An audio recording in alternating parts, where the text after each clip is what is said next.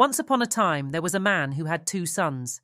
The younger one was restless and eager to experience the world. One day, he approached his father with a bold request. "Father, give me my share of the estate now, so I can go and make my own way in the world." The father, though saddened by his son's impatience, agreed. He divided his property between the 2 sons. Not long after, the younger son gathered all he had, set off for a distant country, and squandered his wealth in wild living. He indulged in every pleasure and extravagance until he had nothing left. Just as his money ran out, a severe famine swept through the land, and he began to be in need. Desperate and hungry, he sought work with a local farmer who sent him to feed the pigs. The young man was so hungry that he longed to fill his stomach with the pods the pigs were eating, but no one gave him anything. In the filth of the pigsty, the young man finally came to his senses. He thought to himself, "How many of my father's hired servants have food to spare, and here I am starving to death. I will set out and go back to my father and say to him, 'Father, I have sinned against heaven and against you. I am no longer worthy to be called your son. Make me like one of your hired servants.'" So he got up and went to his father.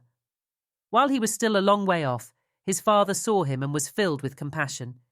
He ran to his son, threw his arms around him and kissed him. The son said to him, "Father, I have sinned against heaven and against you.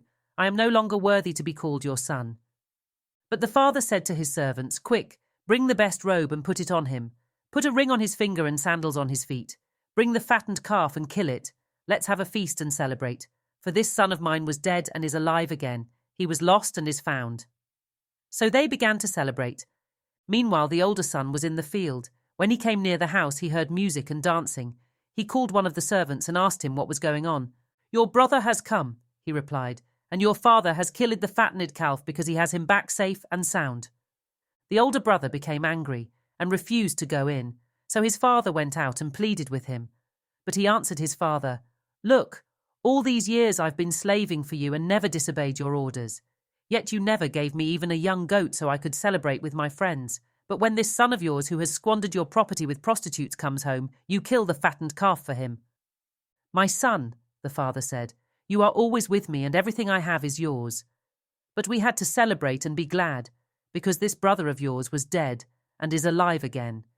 He was lost and is found." This timeless story, known as the parable of the prodigal son, has been told and retold for centuries.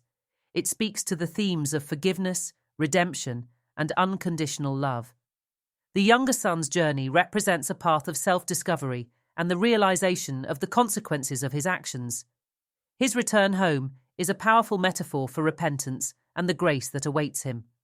The father's reaction is especially significant. In ancient times, it was considered undignified for a man of his stature to run. Yet, the father doesn't hesitate. He runs to his son, signifying the depth of his love and his eagerness to forgive. The best robe, the ring, and the sandals are all symbols of his reinstatement to the family. The fattened calf, reserved for the most special occasions, emphasizes the joy and significance of his son's return. The older son, often overlooked in discussions of this parable, represents a different aspect of the human experience. His resentment and sense of injustice are palpable. He has followed all the rules, worked hard and remained loyal, yet he feels unappreciated and overlooked. His father's gentle reminder that "you are always with me and everything I have is yours" speaks to the idea that steadfastness and loyalty have their own rewards, even if they are not always immediately visible or celebrated. In a modern context, this parable can be applied in numerous ways. It can serve as a reminder to parents to love and forgive their children unconditionally, no matter how far they stray. It speaks to anyone who has ever felt lost, offering hope that it is never too late to turn back and seek forgiveness. And it challenges those who feel righteous and entitled to consider the value of compassion and empathy over strict adherence to rules and the desire for recognition. The prodigal son story also speaks to broader societal issues. In a world where success is often measured by wealth and status, it reminds us that true worth lies in relationships and the capacity for forgiveness and love. It calls into question our judgments of others, urging us to see beyond their mistakes and recognize their potential for change. Furthermore, the parable encourages a culture of grace and second chances. In our justice systems, schools, workplaces, and communities, we often encounter individuals who have made poor choices, The story of the prodigal son advocates for restorative approaches that emphasize rehabilitation and reconciliation over punishment and exclusion. In conclusion, the prodigal son is more than just a story of a wayward child. It is a profound narrative that resonates with the core of human experience. It teaches us about the enduring power of love and forgiveness, the pain of resentment and entitlement, and the joy of reconciliation.